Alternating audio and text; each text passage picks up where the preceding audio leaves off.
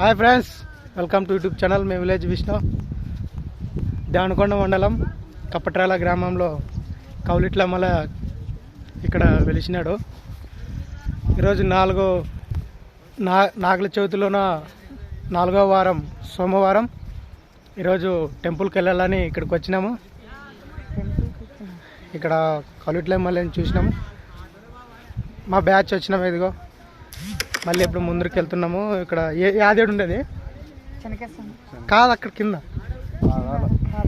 పాదాలంట. పోతున్న మటుకి చూస్తున్నాము. ఇదిగో చూడండి, మన వాళ్ళు వెనక్కి వస్తున్నారు.